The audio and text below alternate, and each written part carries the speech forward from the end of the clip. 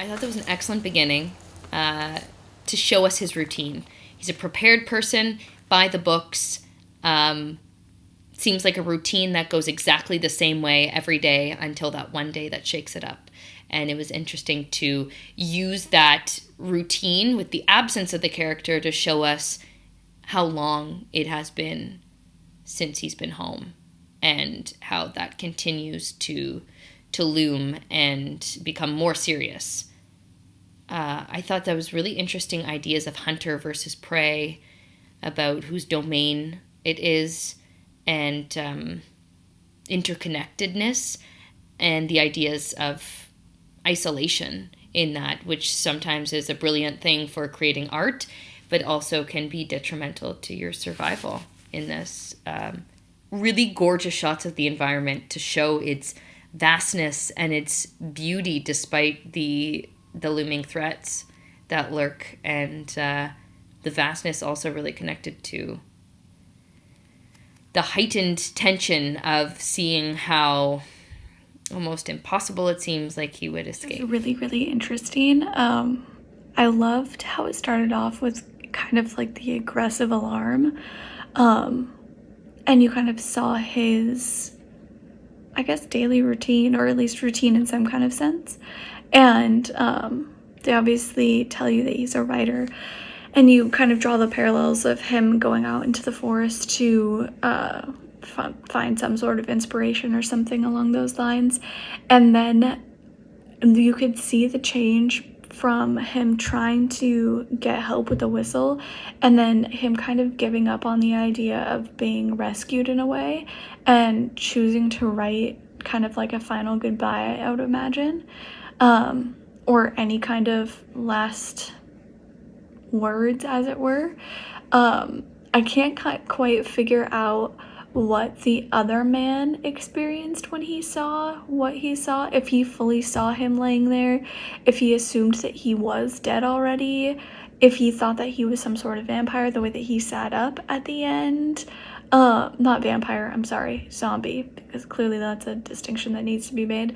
Yeah, I couldn't quite figure out after he sees something with this bear trap, why he left and didn't say anything and didn't come back with any help. So I thought that was just really interesting. It made me curious about what his perspective was, and then again bringing it back to seeing the bear like towards the end for a second time, I thought was just like a nice little wraparound. I thought they did a really great job of was establishing the timeline of how much time had gone by, and they did that right from the beginning by establishing having that like really strong opening of the alarm clock blaring, and then continuing to hear the alarm clock afterwards, but without him there. So it's just a really creative way to show passage of time.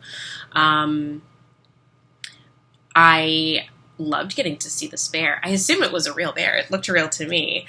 But like, what a beautiful creature. And that moment where the two of them are just kind of staring at each other while he's in his predicament was really powerful and really cool. And it just conjured up so many of like, why are we trapping animals? And just, it was just like this really pure, like kind of come to Jesus moment, I think, for both of them. And it was a really creative, really interesting film. I thought they did a great job with this. It was a very intense thriller, you know.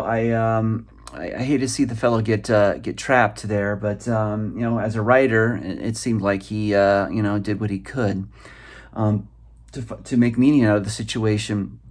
So you know, the main actor did a really good job. You know, he was very convincing and very real in his predicament. And you know, it was well shot, well paced, wonderful use of the beautiful scenery, and you know, very cool that we were able to get you know, a bear involved. You know, that worked out very nicely. It you know, the way the editing for that was very good. So yeah, no, excellent work on this all around. You know, I'd be interested to see what happens afterwards in the aftermath of this, if he's ever found or whatnot. But you know, it was a really interesting film, and you know, good luck with it. What really stood out to me in Furtif was the non-verbal interactions between the man and the bear.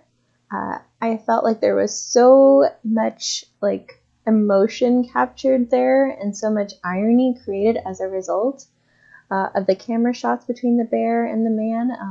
And I just found that really stuck out to me. I was a bit confused by the hunter's motivations or lack of inaction, but overall, a really interesting study of a short period of time. Oh my God, this is disturbing. This is my worst nightmare that I'm watching on screen. I don't particularly like watching these kinds of movies because literally this is my worst nightmare. Like getting trapped somewhere and no one being there to help. Oh, he is brilliant. Brilliant actor. Great job with the casting on this. Just so mesmerizing. So really understood the journey of this man's decline. Oh, wow. So frightening. I'm still reeling from this movie. I'm still disturbed by this film.